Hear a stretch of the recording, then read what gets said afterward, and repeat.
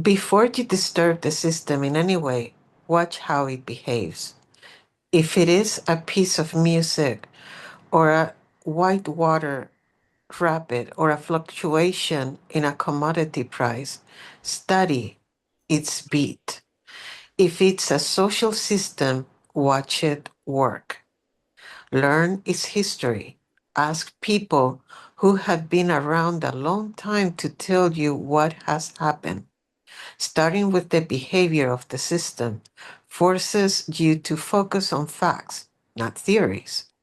It keeps you from falling too quickly into your own beliefs or misconceptions or those of others.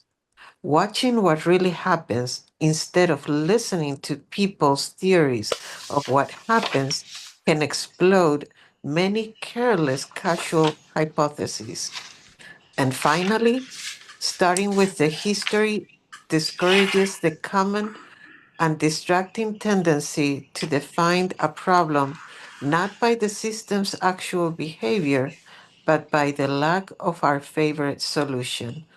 Danella Meadows.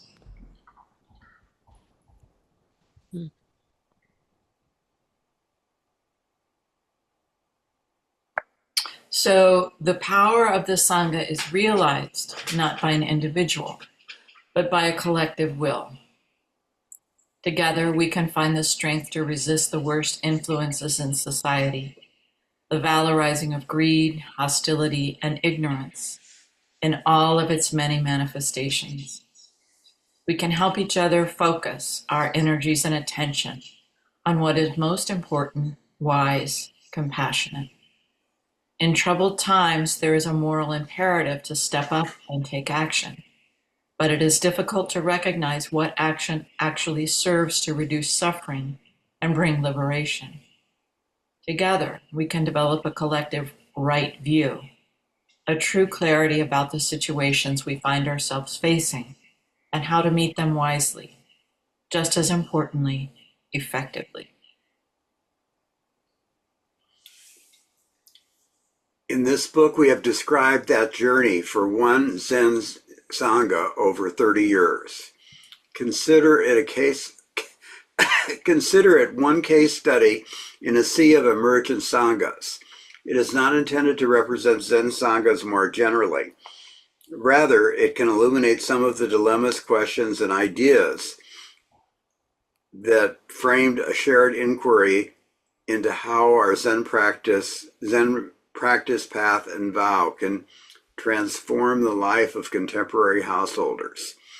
We are changed by the experience, and our changes change others and our world.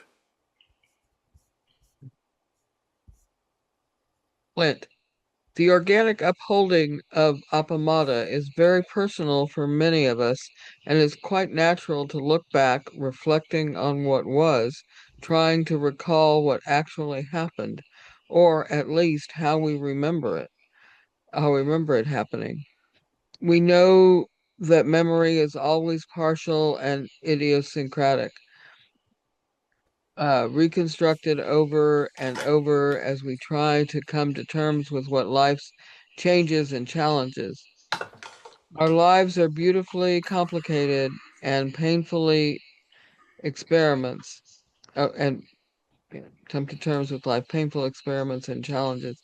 Our lives are beautifully complicated and painful experiments, and memories are bits of data collected and scribbled in our mental notebooks in an attempt to understand the story and the meaning of the experiment.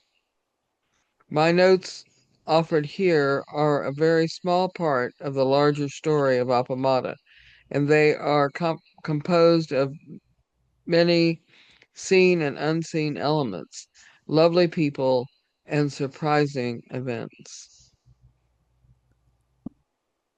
As a young man trying as a research biologist in the 1970s, I was impressed by one of the lead scientists in a major laboratory who had t-shirts made for the students. On the front of the shirt was the encouragement, be bold in what you try, and on the back, the wording, and be cautious in what you claim. My hope is that you will keep these two messages in mind as you read what you find here. Are we doing apostrophe for the year? I thought that's incorrect. It's Or done could it be both either? ways. Okay. It's done both ways, I think, at least Okay. in my experience. So I'm Okay. going to read this Peter Hershaw quote.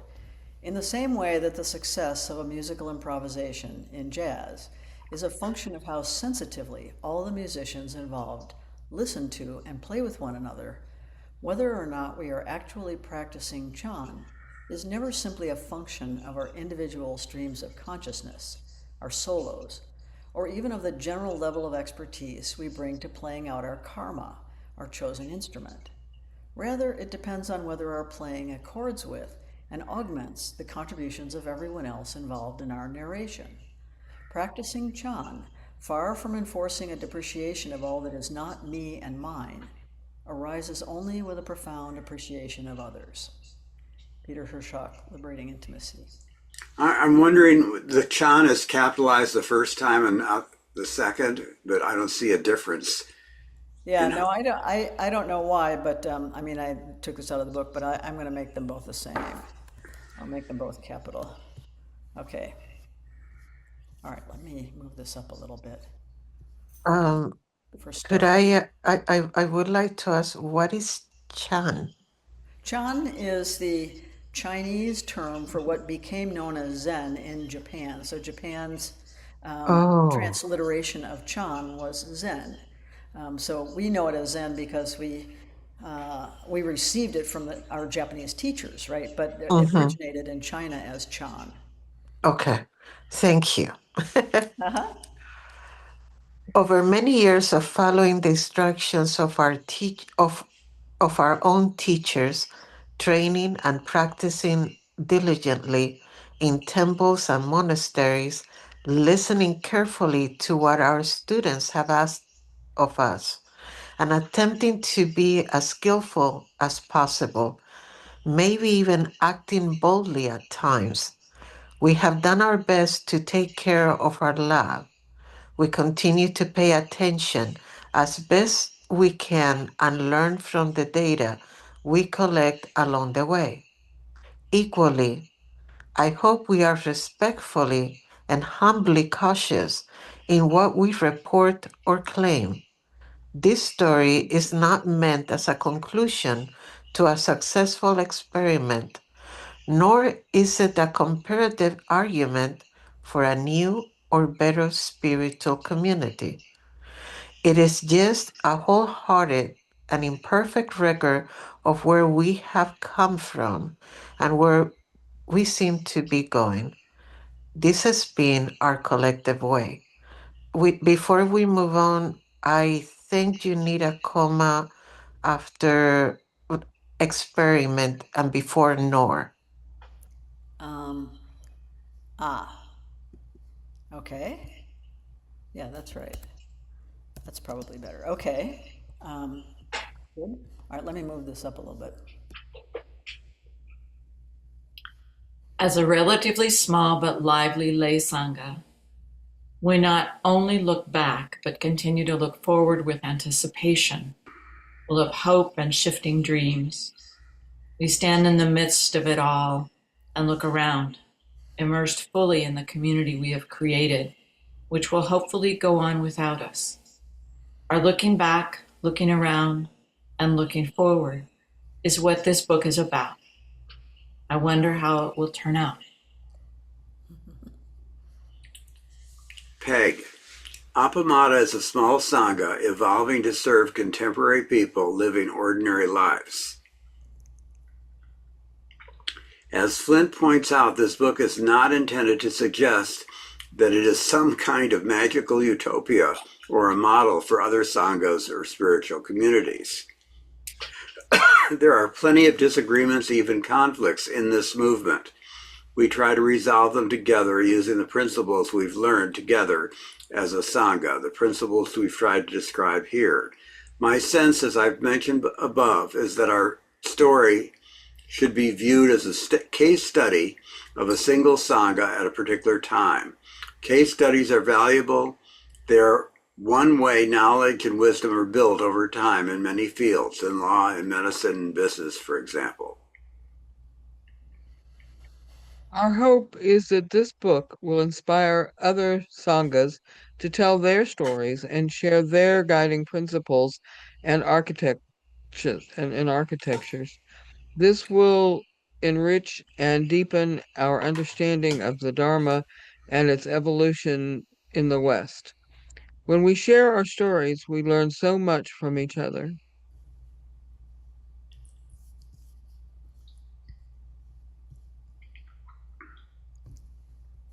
Or right here. If our story also sparks conversations and helps our own and other sanghas recognize and meet their own challenges arising as they are developing, it will serve as a useful purpose. Sorry. The Dharma is unfolding in a new time and new place, and with different conditions. We are responsible for its care and our own transmission of it, the perfect teachings conveyed through these imperfect beings. There are many dimensions to Appamada's story.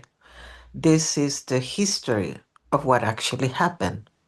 There is the organizational aspect of how a unique social architecture was created and how it functions. There is an economic aspect of how Appamada made a living, doing what he loved, and how that evolved over time into the generosity initiative and its ongoing reinvention. There are the personal stories of people who have been involved in Appamada's evolution and support and care. There is, of course, a spiritual aspect in how we have deepened our understanding of Buddha, Dharma, Sangha, and our Zen tradition as we have practiced and studied and learned together. How we have endeavored to put these wisdom teachings and practices into a contemporary context with people in this time and place. There is the ecological dimension, viewing Appamada as an ecosystem that includes the physical environment, social structures and dynamics, relationships and processes from a systems perspective. There is a whole category of innovations in Zen training and practice: integrated intensives, group practice discussion, inquiry, councils, rakusu sharing, interactive exercises, use of writing, revision of traditional chants, and so on.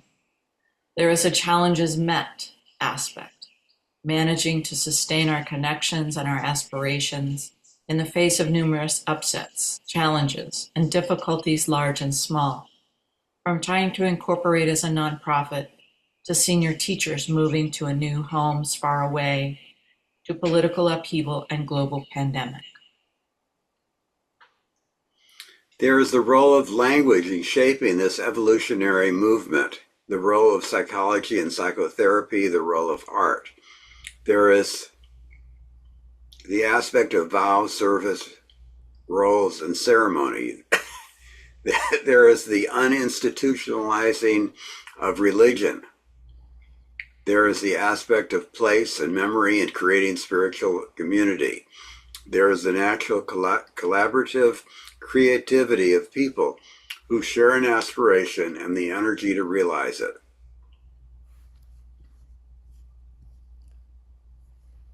Thank you.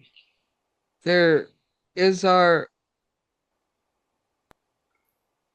situatedness with the larger landscape of Zen practice and organizations, other Zen centers, other teachers, diverse approaches to contemporary Zen, contemporary issues for sanghas and professional associations, SZBA, AZTA, LZTA. There are the dimensions added by the models we've studied and incorporated: right use of power, Hakami, internal family systems, spiral dynamics, appreciative inquiry, conversation cafe, deep ecology, interpersonal neurobiology.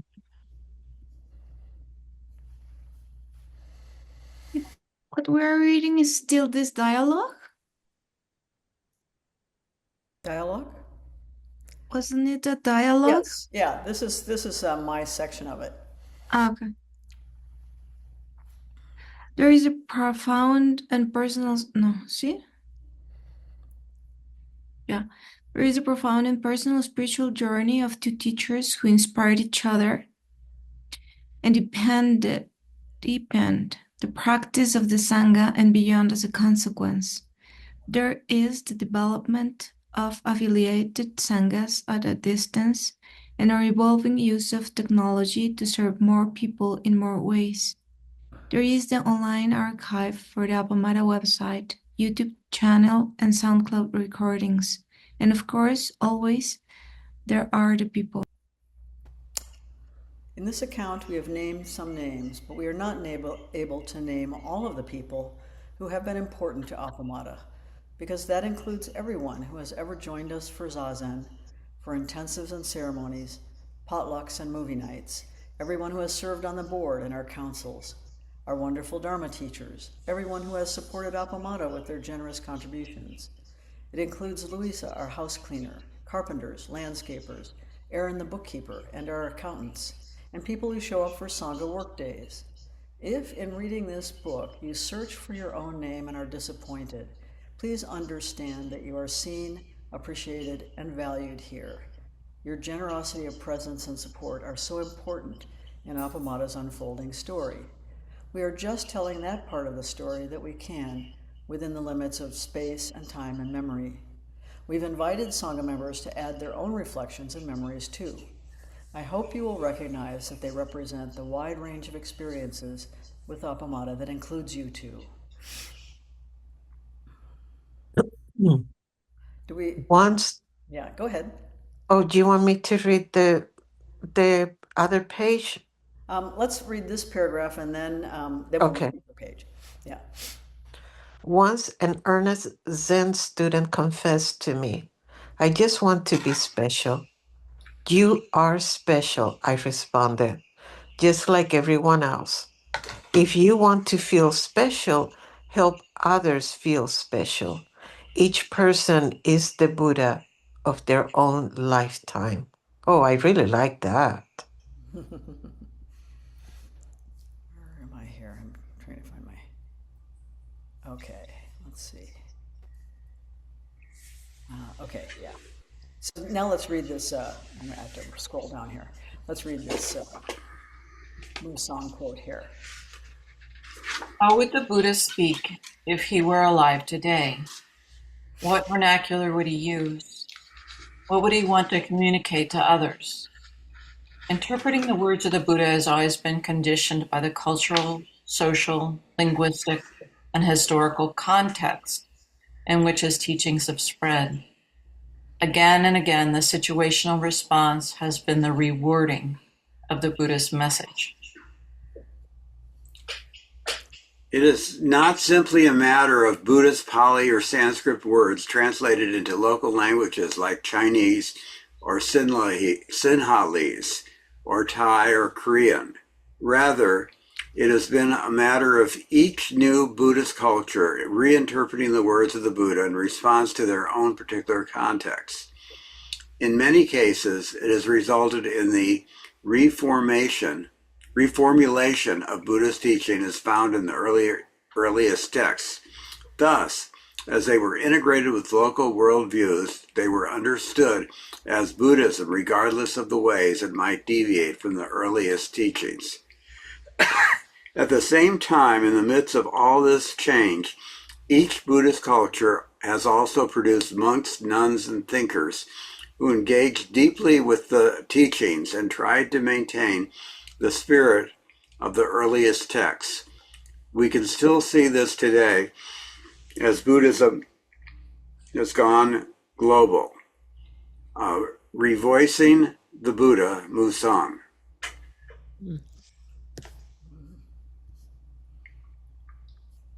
Interesting.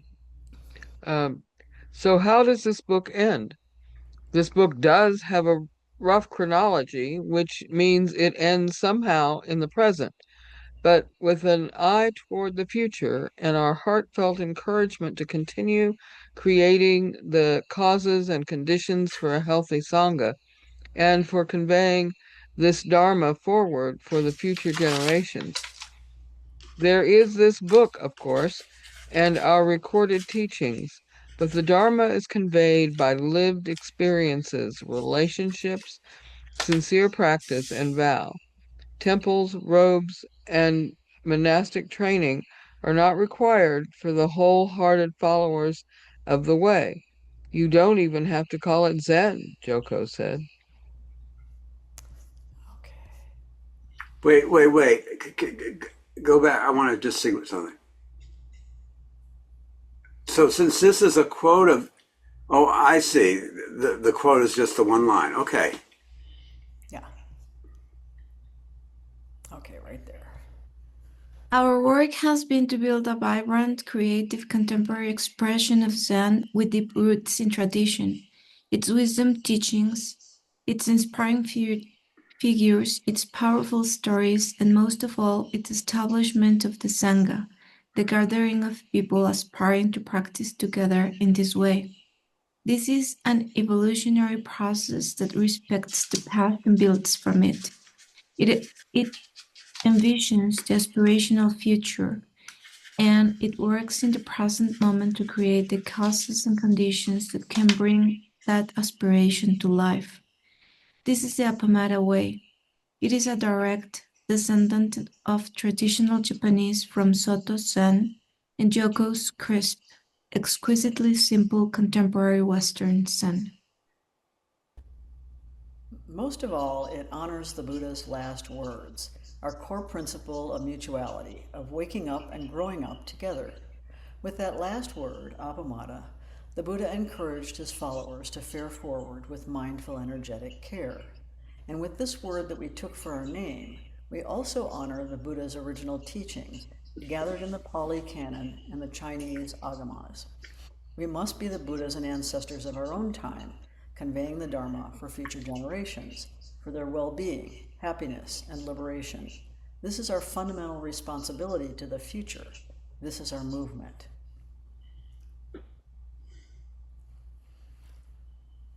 This book sets out everything I know on the topic. But of course, I do not know everything there is to know about it. That's why so many other voices are included here. But it is still incomplete. Fortunately, as I hope it will launch many more discussions and deep inquiry into what our Sangha is and might be, and I hope other Sanghas as well will engage in those conversations.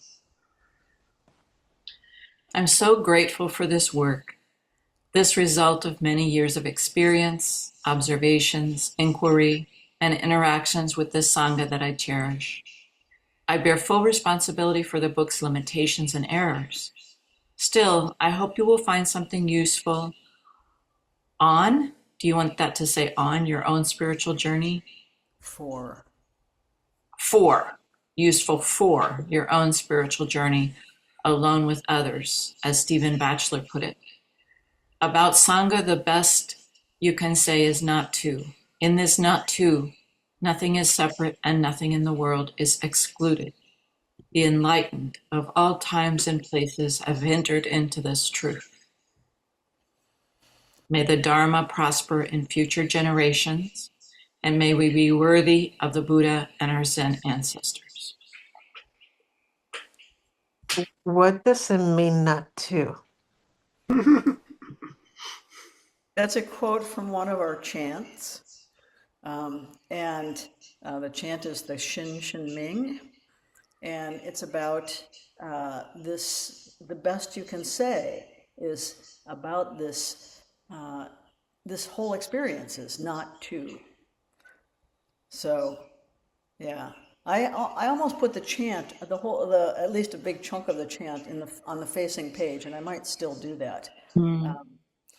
It's all introduced in the very beginning. So there's a quote from that chant and the explanation in the very beginning, many years ago when we started this, reading this. So I'm sure nobody remembers by now. I really think it would be. I think it would be a good reminder, a refreshing of the mind, and it would be a very appropriate place to put it. Okay, yeah, I can put it on that facing page. Yeah, Well, can I just say the alternative to not two, it would be one, and that has a lot of problems to it. that's right. That's why the best you can say is not two. Okay, this is, I think there's an extra space between the quote and your name. No, down below, inside a moment. oh, an extra space. Wouldn't it be nice, An comma, extra there's an line. extra space. No. I just meant the Between the piece and my name is what yes, yeah. Ah, yeah, an extra line space, yeah. Okay, so let me put this back where it belongs.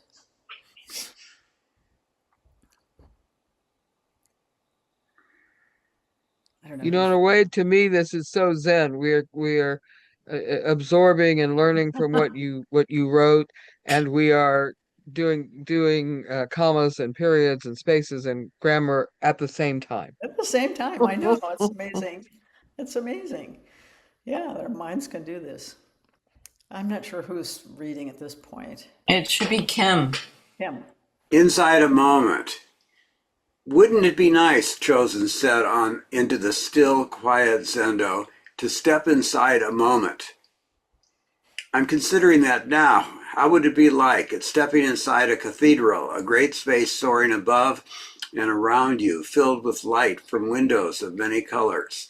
And the sounds inside a moment would be rich as a symphony, a heartbeat, traffic, a sigh, a melting sound, the odor of something sacred, human, and warm, a lingering aroma of a meal just cooked. Then, too, the sensations of the skin against the air, against these clothes, a casual itch and a bit of tightness in one shoulder. How full bodied and wholehearted would our experiences be? And how might we fall down in profound gratitude for the splendor we are witness to? Our yearning, the grain of wood on the floor, the mysterious light of the street light lamp, the moon, a passing car's headlights. The gods envy this moment of a human life, torn as it is by suffering, anxiety, impermanence, and yet inside this moment is timeless and complete. No worry left in it, no other place to be, nothing to do but look and feel and listen as long as we like. Could you ever grow tired of it? Did you forget to notice the dead ant in the corner, the subtle shading of the rice paper in the wooden frames, or the silent figures on the altar, the incarnations of great activity, great wisdom, great compassion, right here in this moment? Did you hear that? The refrigerator turned itself off. Once it was cold enough, and a piece of paper rustled as someone turned a page. If you are longing for life eternal, please simply step inside a moment. Oh, I like that. that is. I That's love that. that's the end of the main part of the book, and the next part, which I don't know if you guys want to go forward with, is the tributaries, where we give an overview of each of these. sort of outside influences that have filtered into our teaching. So I don't know whether you want to plunge into that or not. It's Well, we're here. Give it a go. Yeah, but I don't have a problem with continuing. okay. All right. Tributaries. And this is just across both pages. There's not a separation like there is on the main book. The right-hand page is not a separate thing. There, it just goes across like a regular book. Regular book. Okay. Yeah. Tributaries. This section is called Tributaries in one sense because it describes streams of thought, conceptual models, theories, ideas, ways of organizing, and language that have flowed not only into our minds, but through our teaching, joining the mainstream of The mind stream. traditional Zen teachings and shaping Appamada's distinctive culture as a Sangha. And also, this chapter is called Tributaries in another sense, because we want to pay tribute to those profound influences and honor their contributions to our understanding of ourselves, each other, and the World. world. In addition to the wisdom teachings from our Zen tradition and other schools of Buddhism, historical as well as contemporary, we have drawn on many rich resources from other fields: psychology, cognitive science, social organization, ecological and systems research. Some of these, such as Hakami and internal family systems, are intimate and internally focused. Others, such as appreciative inquiry and spiral dynamics, are socially and externally focused. Some, such as right use of power and Jonah Mackey's work that reconnects, bridge internal and external perspectives, our inner experience, and the larger systems and society we are part of. But there is one thing they share, what we might call relationality. They serve our core teaching of relational Zen practice, study, and inquiry. Okay. Do you want the comma outside the quotes for work that connects? Uh, no, that should be inside, really. I know that the European way is outside, Yeah, but I know. Okay.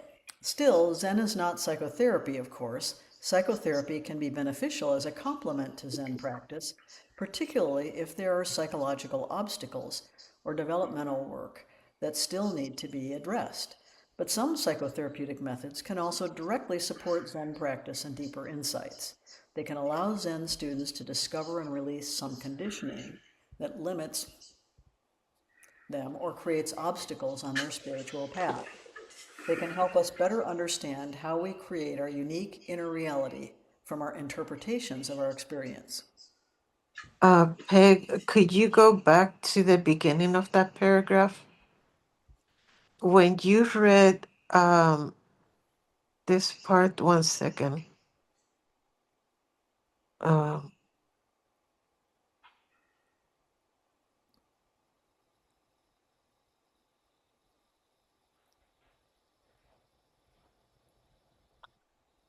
um,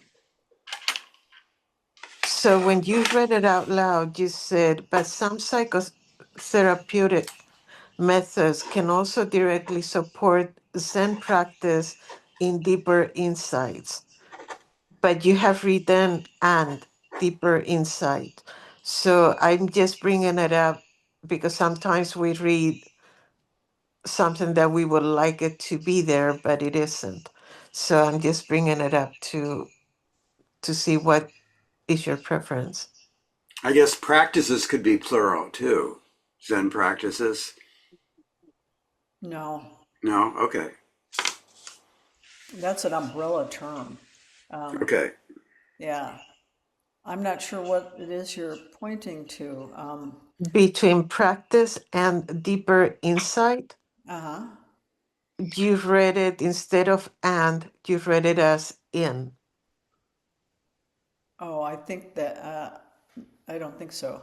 I maybe missed, I maybe pronounced it, badly or something, but it's definitely and, Okay. yeah. Okay. Beyond these helpful influences for individuals, however, these methods can help foster the bonds of Sangha Oh, and wait just a embody. sec, wait just a second. I think Malen had a question. Malen? Yeah, thank you. I was wondering, I don't remember if it is explained in the book, if these resources were introduced to Appamada since the beginning, or they were introduced over time. Introduced over time. Okay, Yeah, thank you. as we learned about them, actually, yeah. Mhm, We were mhm, sharing what we were learning, yeah. thank you. Yeah, yeah, okay, go ahead. Beyond these helpful influences for individuals, however, these methods can help foster the bonds of Sangha and embody our principle of waking up and growing up together. We develop a shared language, conceptual models, and approaches that help give coherence to the Sangha. Of course, these are themselves constructs and ultimately empty, but they are still useful. For teachers, training in these approaches can greatly expand our horizons, replacing judgment with compassion, training in loving presence and skillful means, and providing insights into our own constructions and interpretations of experience. Here we'd like to briefly introduce these powerful influences and share the ways each one supports the Sangha and complements the Dharma in our time. They also reflect the Buddha's instructions to his disciples: teach the Dharma in the language of the people they were with. In our time, that language of evolutionary development tends to be psychological and organizational. We've read widely in those areas, sharing what we found most useful and insightful through teaching and practice. We've discovered that the resources we will share here have been most supportive and complementary for our Zen practice and Sangha as we've woven them into the life of the Sangha. You may find them helpful too. Okay.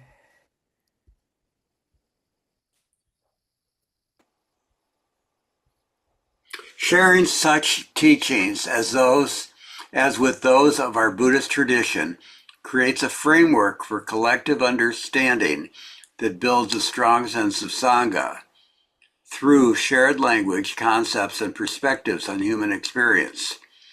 Furthermore, they offer creative ways to bring people together as they encounter fresh insights in our related activities. We have incorporated them too in creating our experiments in mindfulness woven into Dharma talks and intensives. And I've also given classes on many of these tributaries in my course series, Foundations of Zen. Okay.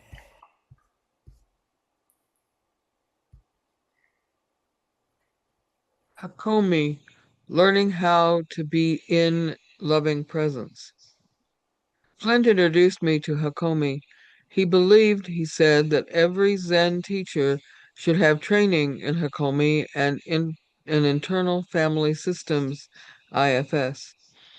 Two complementary models of psychotherapy and human development. In the fall of 2004, I had the opportunity to participate in a workshop led by Ron Kurtz, the founder of Hakomi, and assisted by Flint and several other teachers. I saw and experienced there was a revolution. So we began planning training called Hakomi for the Buddhist Mind, led by Ron Kurtz, Flint Sparks, Donna Martin, and Richard Heckler, to be hosted for Ordinary Mind in my house. The 3 levels of training were offered from January 2007 to May 2008 with 18 participants. What is Hakami? Hakami is a psychotherapeutic method and approach that was developed by Ron Kurtz 1934-2011 in collaboration with others in the 1970s and was later described by him as assisted self-study in mindfulness. Read more about Ron Kurtz here. https You don't have to read all cominstitute.com. of that. Okay. Don't worry about that part. Yeah. He was a polymath and a pioneer in bringing the Buddhist practice of mindfulness into the work of therapy and applying systems thinking in therapy. He spent years observing people, not only in therapy sessions, but in public places and casual encounters. He was a key student of posture, gesture, facial expression, movement, and speech patterns. He was especially interested in the ways the body revealed or shaped our inner experience unconsciously.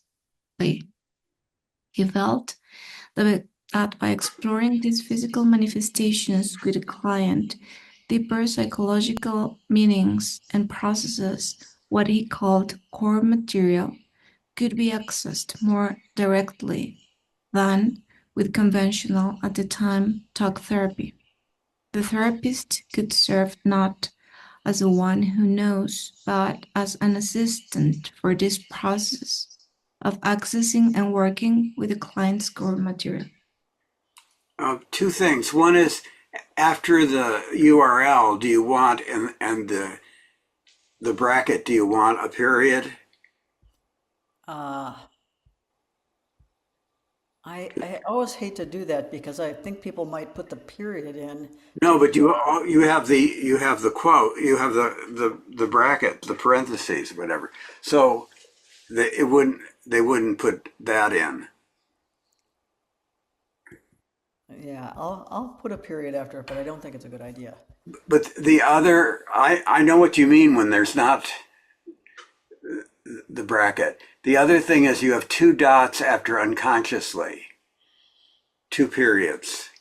Let's see. Experience unconsciously. Shaped our inner experience unconsciously. Let's see. It's about 2/3 of the way down. Yeah, okay, so I'm not seeing this. So, oh, I see. Yeah, I see it. There we go. Okay.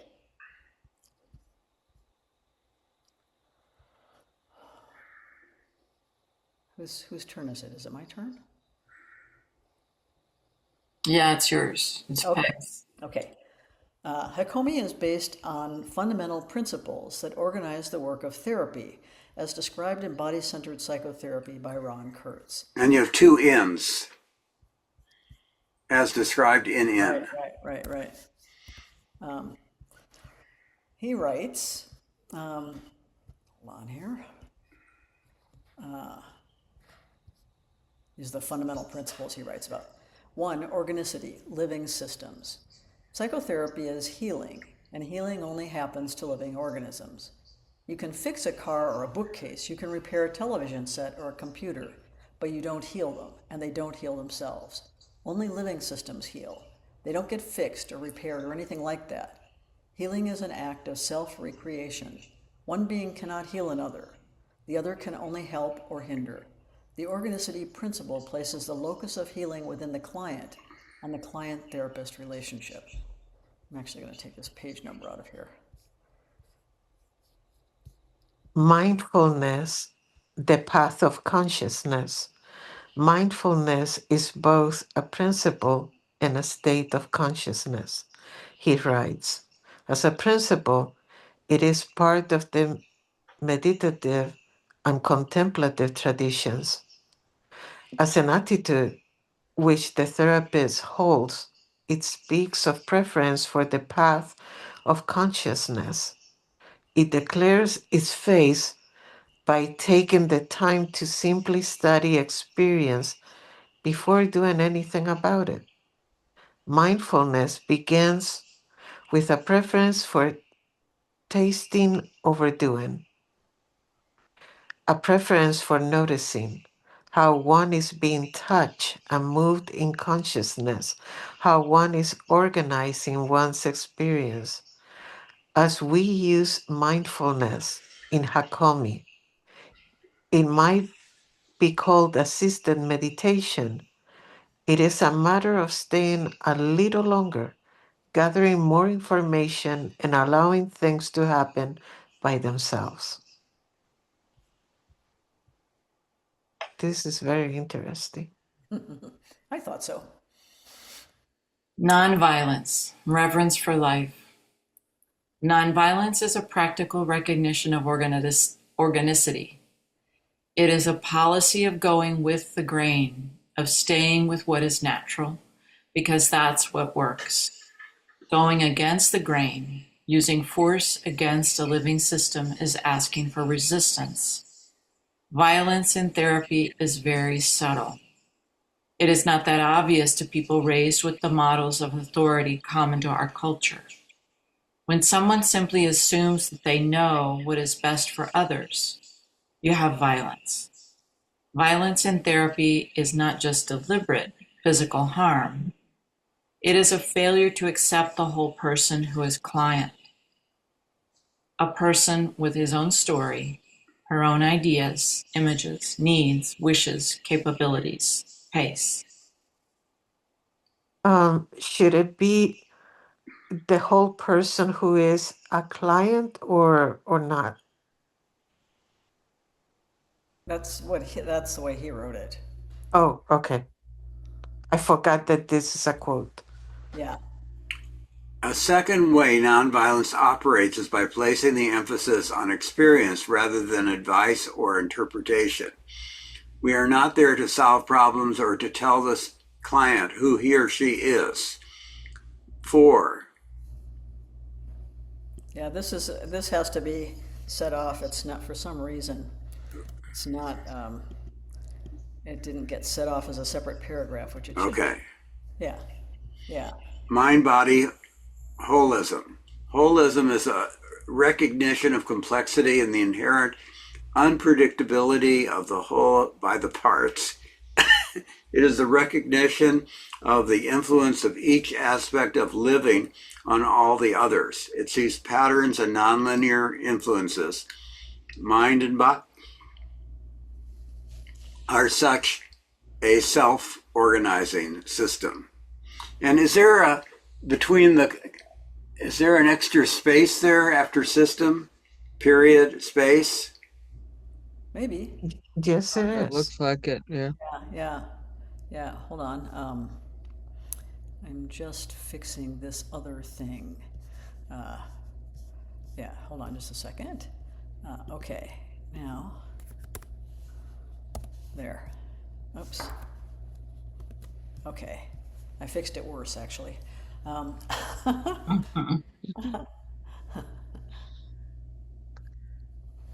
5. Unity, a participatory universe. Unity is about belonging, being part of, and hearing and being heard.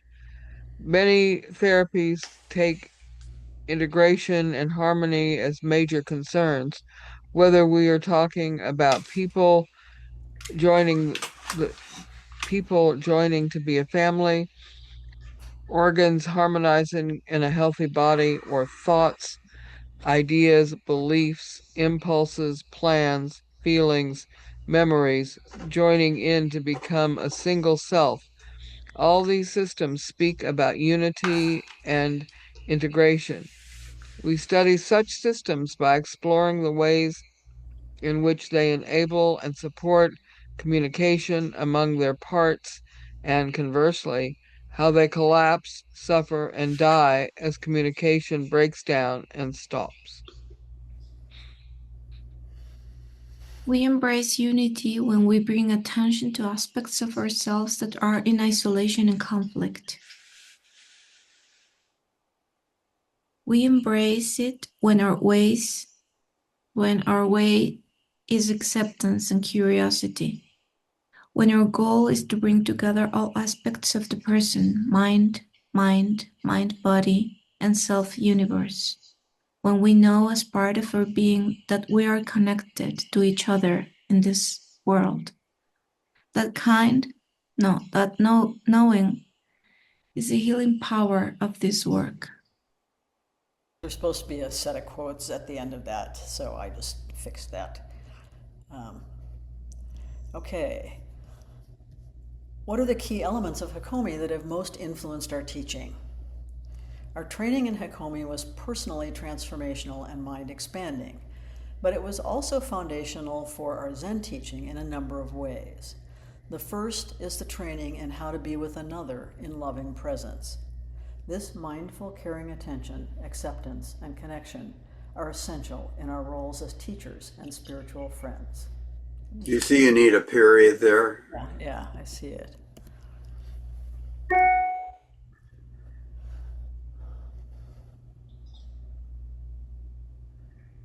Okay, Starlet. The second is the capacity for friendly curiosity, close observation without judgment, and openness to possibility. In this way, we can notice indicators that serve as trailheads for exploration and discovery. Every situation is workable. Every person is worthy of attention, connection, and care. The third is using small experiments in mindfulness to actively explore more deeply, to find obstacles that obstruct our spiritual and interpersonal aspirations, to uncover core beliefs that are misaligned with reality.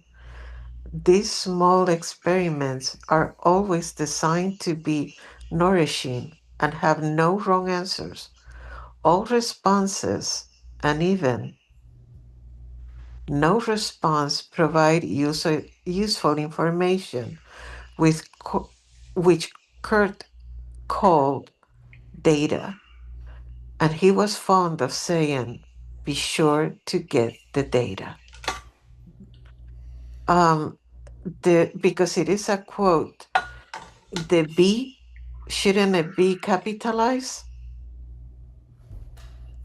Sure. Hold on here. Yeah, okay. The fourth is training and observing process, not getting caught by content. What lies below what is being said?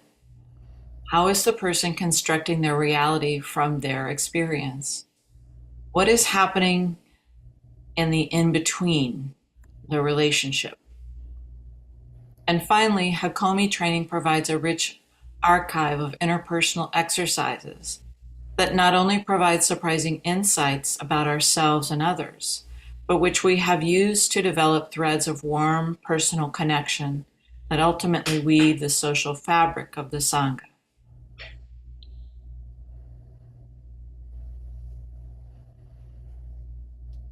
Flint and I, and many, I'm just thinking about one thing I appreciate about Hakomi is how it coincides with the idea in Zen is that this is, no one's going to do this practice for you.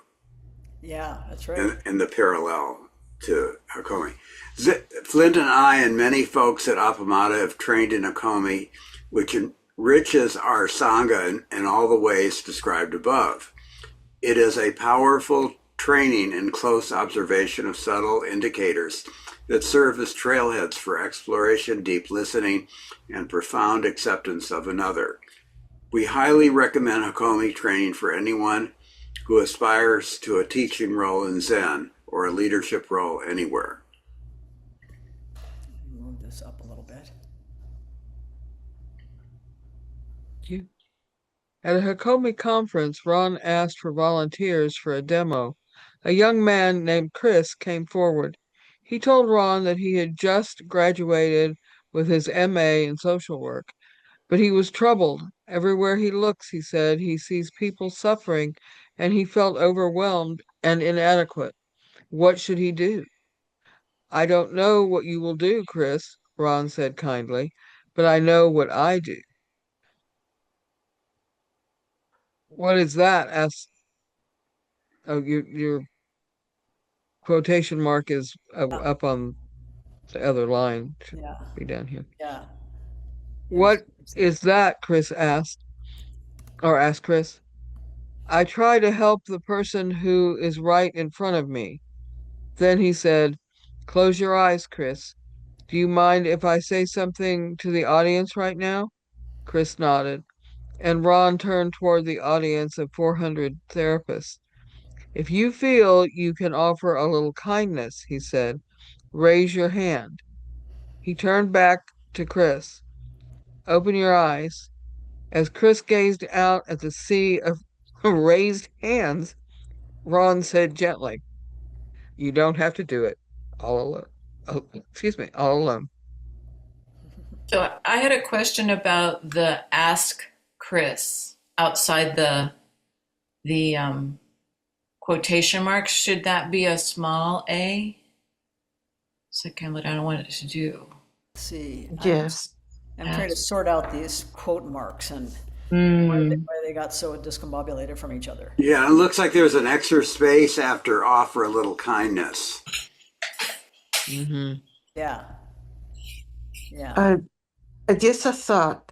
Would that be more clear if it was written as dialogue by putting each person in a different paragraph? No, I can't do that because of the page layout. Okay.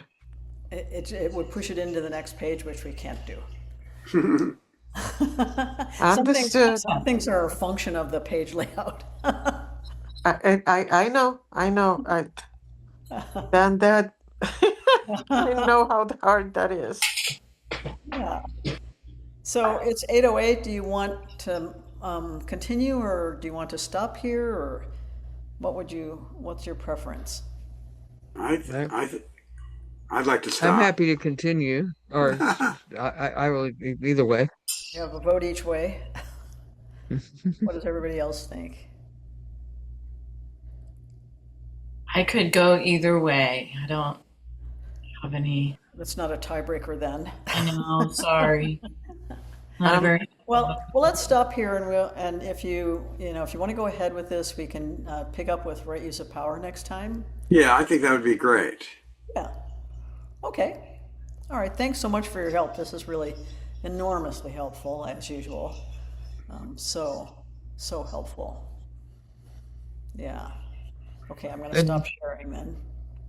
just out of curiosity, how long um is the tributary part? Tributaries, it's, I think there's, 6 or 7 of them. And it's 622, page 622 to page 657. So it's about, yeah, it's about 35 pages total. And then is there a section after that as well, or just Just the appendix, and the appendix is, a glossary of Zen terms, a bibliography, credits page, acknowledgments page, just that stuff. I can show it to you, but we don't necessarily need to go over it. okay?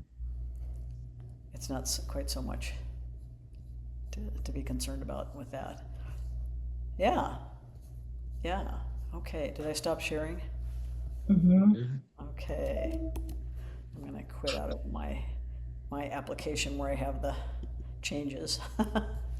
Mm-hmm. Yeah, thank you so much. It's really been so great. It's such a help. You have no idea. And not just finding things like extra spaces and commas and things like that, but just being willing to read it. It's like so big. It's such a big thing. So, yeah. Yeah, it's been really a joy. So, Mm.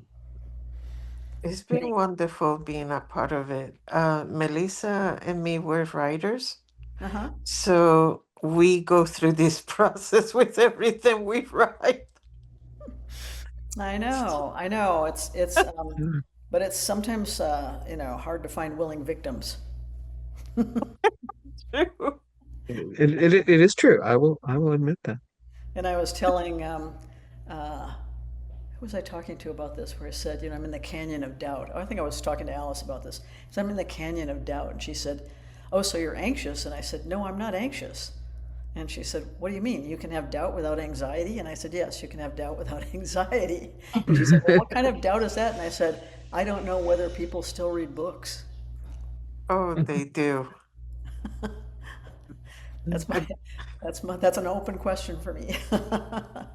But when I have doubts, I'm like, people are just they just want to doom scroll all day. They don't actually want to read a book. So, I I, would I would suggest for you to also consider doing an audiobook.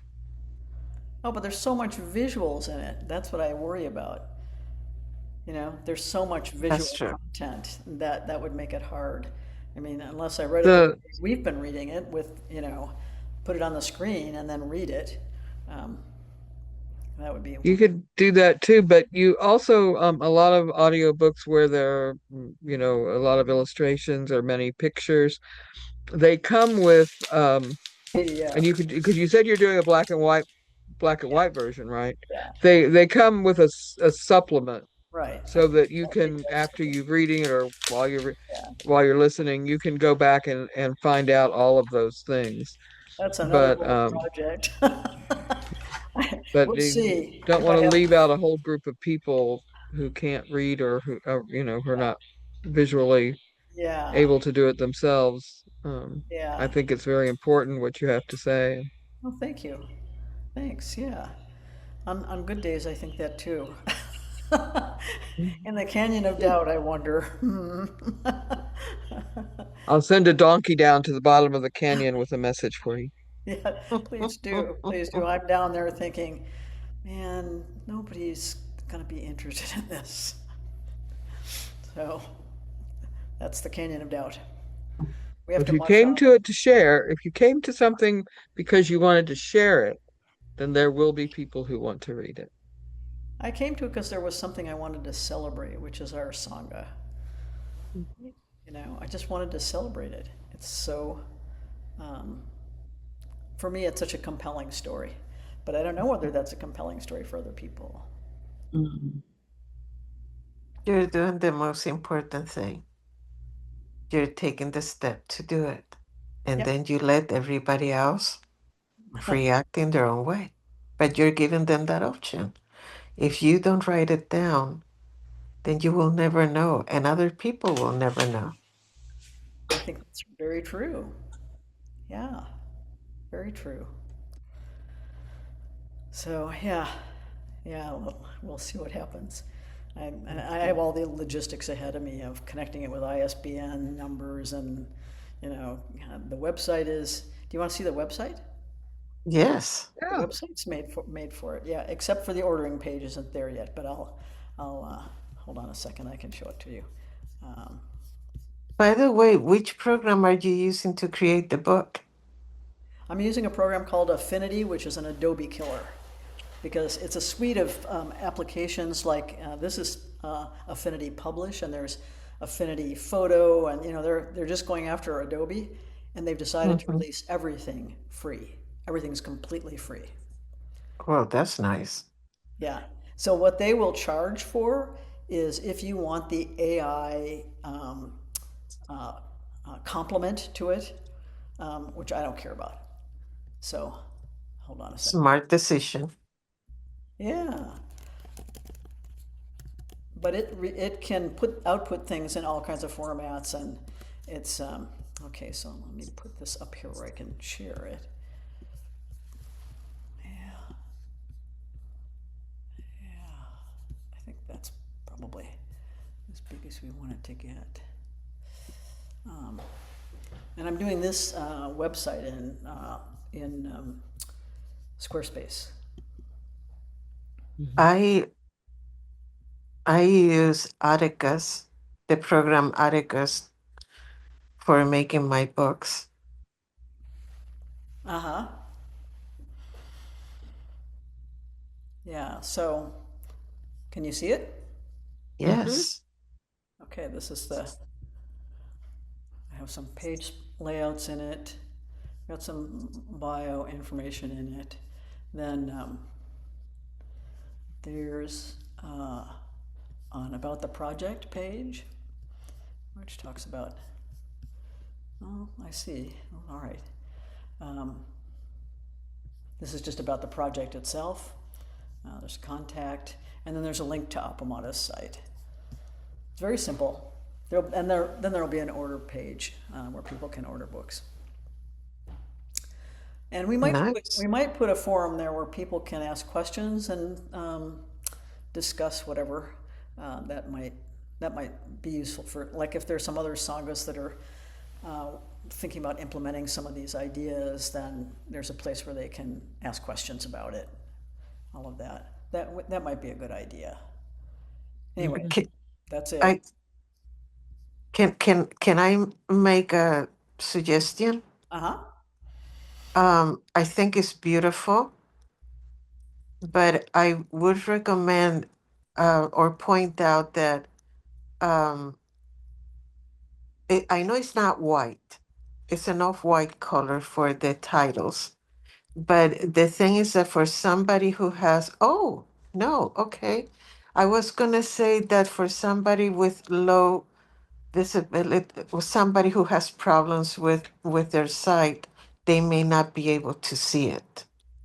So I Yeah. was gonna suggest to choose a little bit darker, but I see that it changes when you touch it. Yeah. This is supposed to be white, so that's a mistake in the style site styles. I'll have to fix that.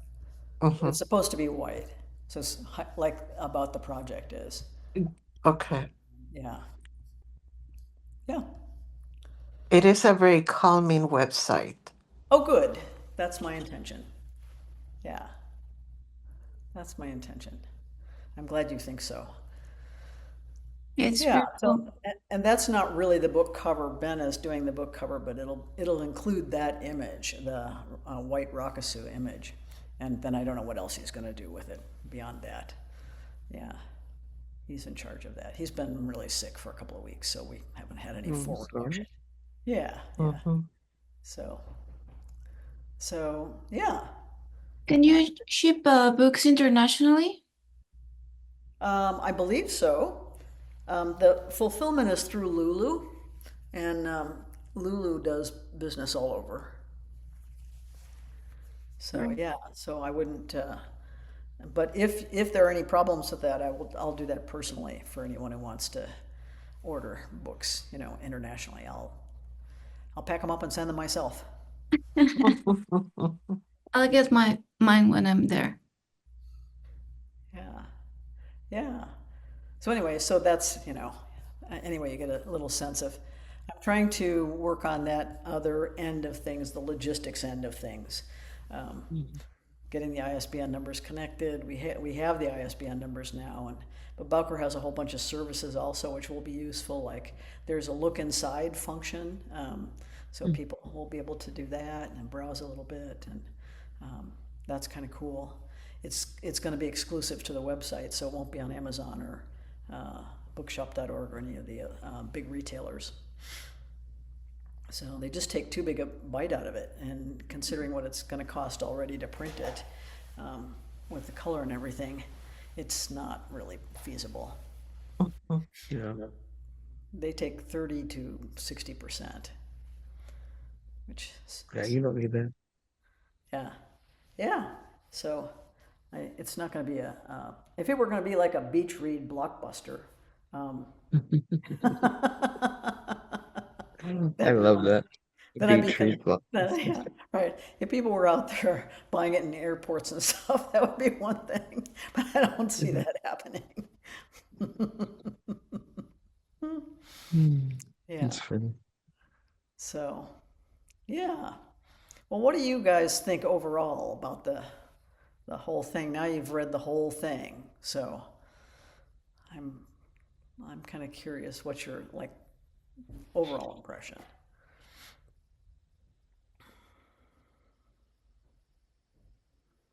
I think it's going to serve so many purposes, and I like the way you organized it to those purposes.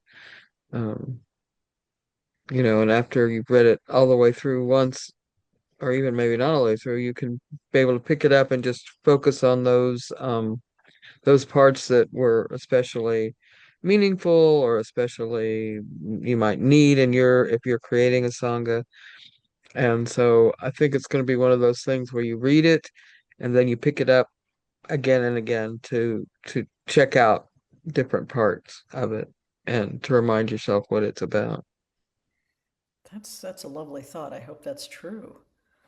Yeah, that would be uh, really serving its purpose as far as I'm concerned. People say, "Wait a minute, what was it about that generosity initiative? We want to do something like that." Or, um, what did they do with integrated intensives? People came in the morning and then went home the rest of the day. Whatever. Yeah, yeah. I think even for people who are in traditional centers, they might have a fresh way of looking at things from it. So after they get through thinking about how outrageous we are. Yeah, I like how I might encourage people to try things, give them permission. Like Yeah, there's another way of doing things. yeah. And So even if they decide on some third thing, at least they're thinking outside a little box, thinking outside of just the traditional model. So I think primarily people in the Zen Teachers Association, it's just a whole association of small independent sanghas like ours, mostly, and independent teachers. I think those folks will find interest in it for sure. Yeah.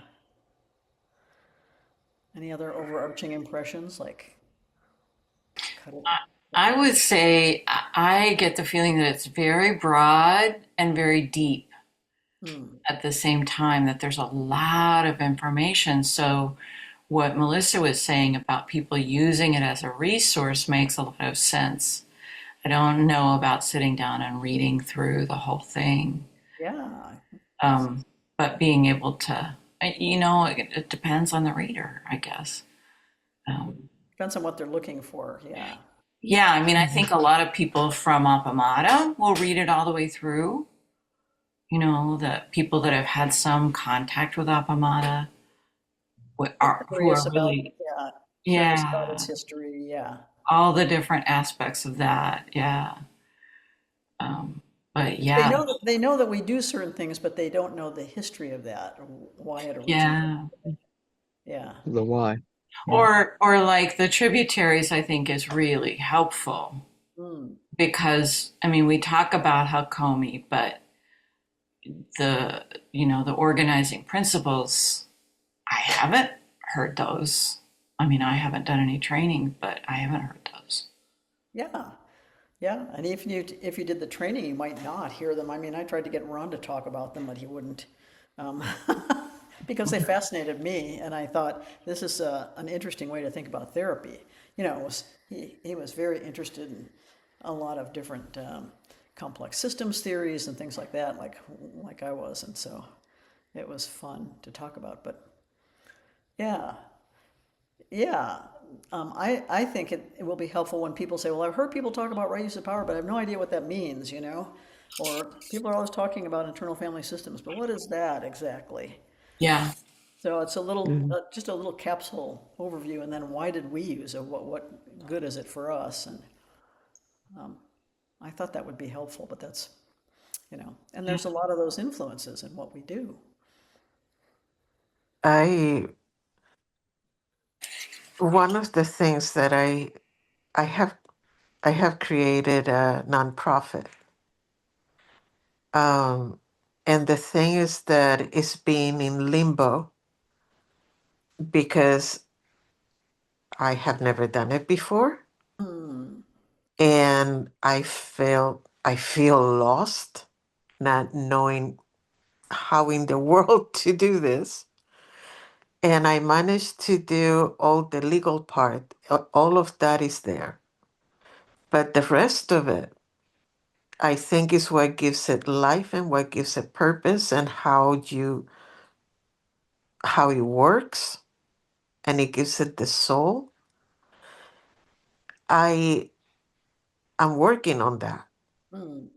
And in your book, you talk about how you created this sangha, and you go through all the steps. I mean, you are very specific and very deep. And the thing is that for me, that is very useful because obviously I'm not creating a sangha, it's a nonprofit. But I don't like how nonprofits are normally run. I agree. And your view of it is outside the box. And that sits better with me. So I do think that your book can help not just to create new sanghas or to have the history of the sangha, which I think is very important for the legacy, for to have the people who are the founders of the sangha to write this book. I think is very important. But also, like with Nathan, there will be others, Hmm. and they may open their own sanghas, and when they do, they may go, okay, where's that book on how we do this? Mhm. So I really, it has its place. I'm glad you think so. It's really gratifying to hear that. Yeah.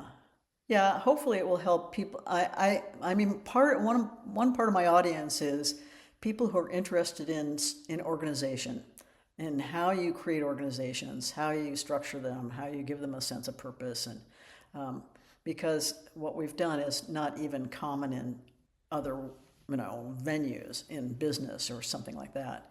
So it's a different way of thinking about how you create that kind of social structure and culture, and how you have to be intentional about it. It's not something that happens by accident. You have to really be Mhm. intentional.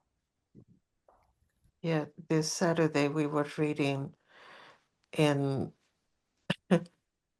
um and the thing is that there was this whole section on the book about how to create culture to change things. So it's not an easy thing to do. No, it's not. And I've had the experience of having to change a culture that was very negative, very, very conflict ridden, very filled with resentments, filled with grudges. And it can be done, it can be transformed, but it's much easier to build it that way, to start with the way that you want it to be. Hmm. Much easier. Yeah. Yeah. Well, Oh, and our oh, time, but what? I want to just, I mean, if I'm not saying that you have to, I'm just sharing the information. Um, Draft to digital.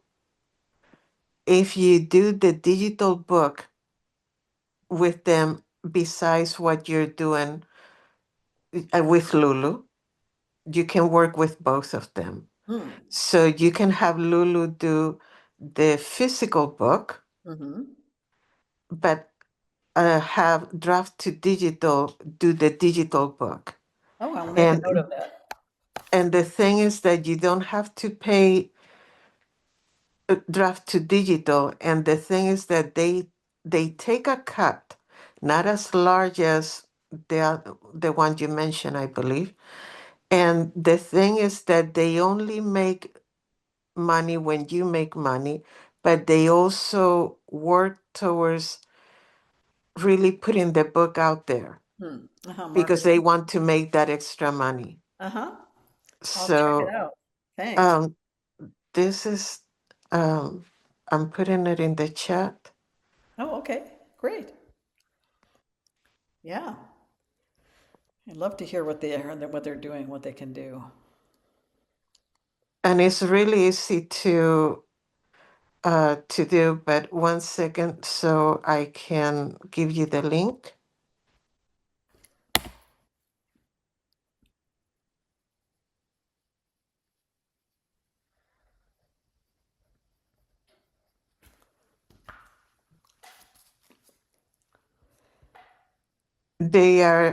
This draft to digital was made by and for authors. Oh, wonderful. So when you call, you get to speak with somebody, a live person. It's a really beautiful community. I use them, obviously, Uh-huh. and I recommend them. Great. Fantastic. Yeah, that's wonderful. Oh, I'll check it out. I do I do want to mention the not to Uh-huh. has stayed in my brain. Uh-huh. And I've been going, well, not two obviously can mean one, but it can mean three and four and five and six. So it can mean infinity. That's, I can't get it out of my head. Yes, the whole Shin Shin Ming is in our chant book, which is linked on our website under study, if you want to look up the whole chant, which is wonderful. I'll check it out. It starts out the great way isn't difficult for those who aren't attached to their preferences. Oh, that's profound. Yeah, I think you would like it. Okay, we're past our Thanks. time. Thank you, thank you, thank you, everybody. Thank you so much.